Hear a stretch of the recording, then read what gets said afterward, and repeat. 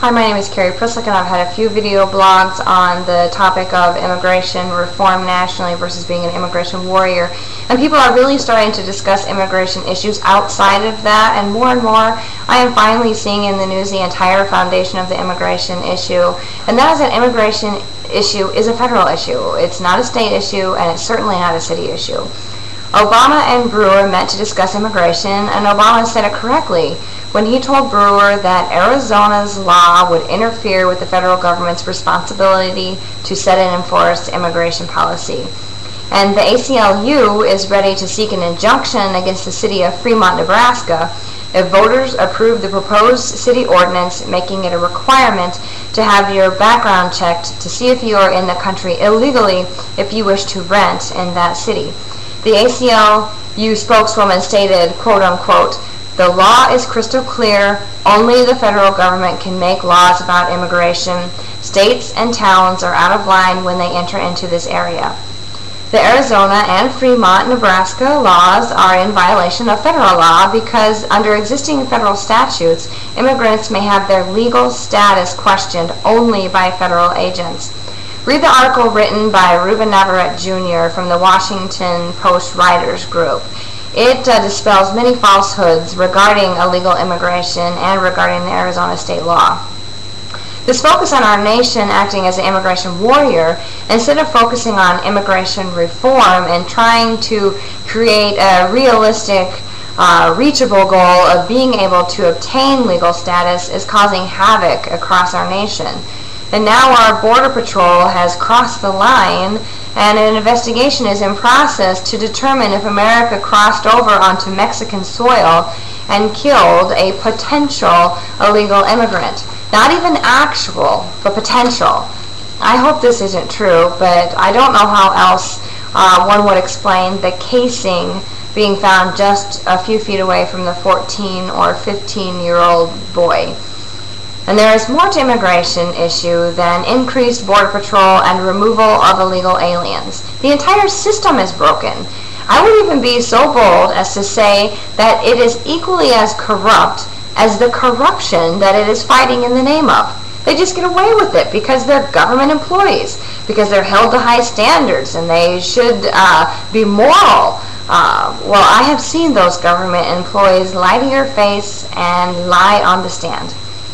Read the article written by Tariq Ramadan called "Why I Was Banned in the USA."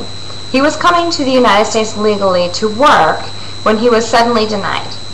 Due to the Patriot Act that allows for ideological exclusion, he was banned because of his criticism of American support for Israel and the wars in Iraq and Afghanistan. Because he did not agree with America, he was accused of endorsing terrorism through his words. His words!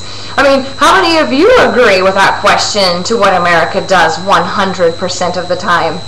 Ramadan writes that although these types of exclusions, like happen to him, are carried out in the name of security, that it actually creates divisions, and it tells the world that America is frightened, unstable, and vulnerable. These exclusions do not make America a safer place to live, but in fact they add fuel to the fire and reinforce to the world, only if you think like us are you allowed to be here. I thought this was the land of free expression of idea, but I guess that only counts if you were born on this soil. And here is a whole other issue. The federal government, in its notion of protecting our country, does not consistently follow its own rules, which it shouldn't, but it does so at the expense of the immigrant without a blink of an eye. They will knowingly violate their own law and use what they call discretion when they feel that an immigrant, illegal or not, may be a benefit to them.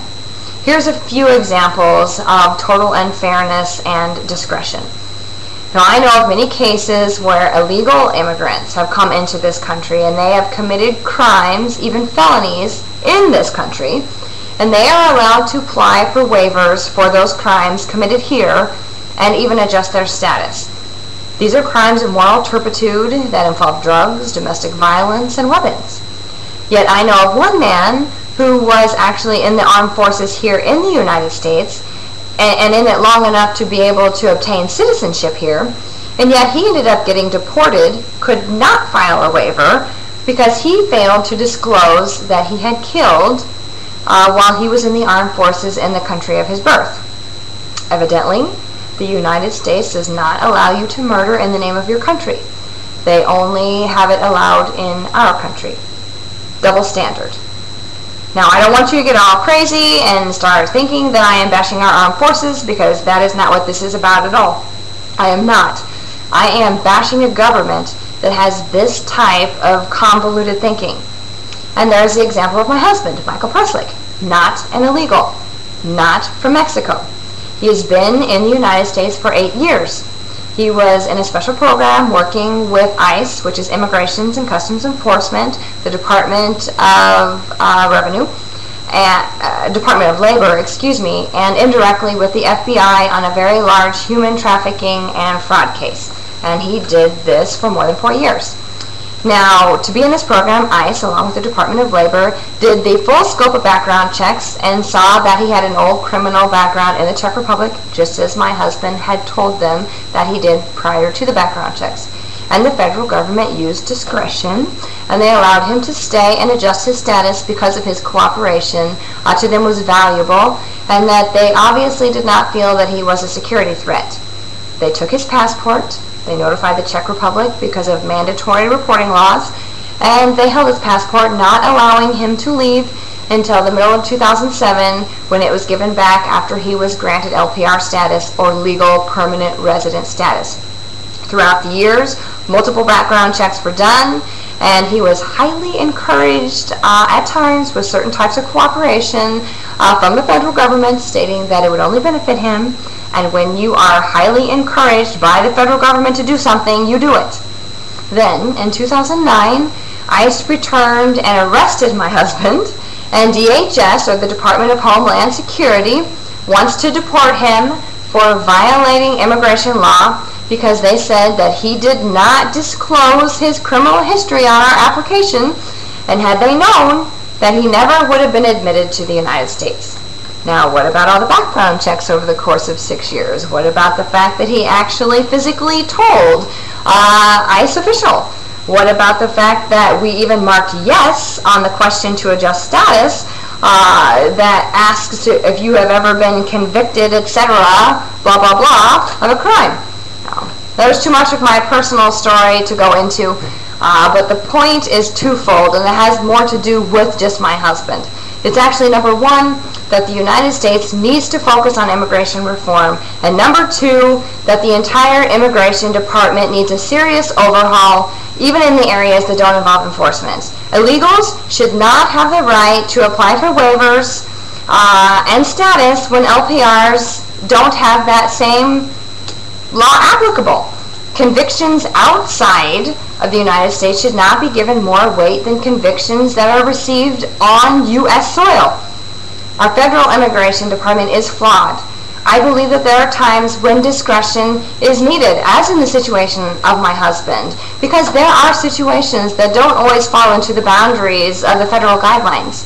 But when intentional discretion is used, a bending of the rules, then it should not come back to get the immigrant that it was used with. Making promises and lies and then recantation is humanly unethical. You can't use discretion and then turn around years later and say, I'm sorry, I misinformed you. You actually are of no value to me now. I changed my mind. This is just simply wrong. Thank you for your time and for listening. That's all. Thank you. Goodbye.